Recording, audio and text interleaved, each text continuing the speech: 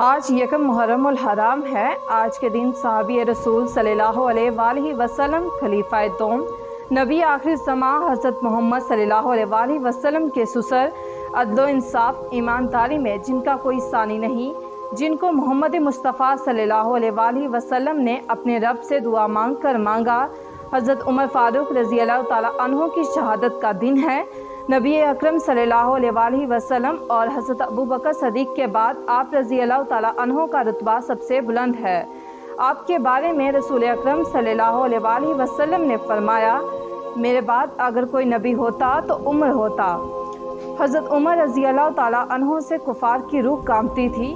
رسول پاک صلی اللہ علیہ وآلہ وسلم نے فرمایا، عمر جس راستے سے گزرتے ہیں شیطان اپنا راستہ بدل لیتا ہے۔ آپ صلی اللہ علیہ وآلہ وسلم نے فرمایا، میرے بعد ابوبکر و عمر کی اقتداء کرنا۔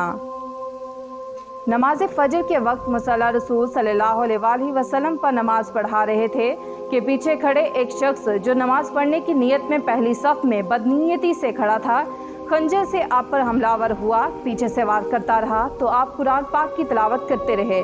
جب حملہ آور نے دیکھا کہ آپ لہو لہان ہو چکے ہیں لیکن پھر بھی زمین پر ابھی تک نہیں گرے تو اس نے آگے بڑھ کر سینے میں وار کیے تو آپ زمین پر گر گئے۔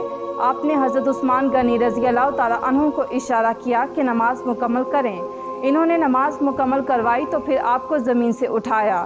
آج یکم محرم الحرام یوم شہادت حضرت عمر فاروق رضی اللہ تعالیٰ عنہ ہے۔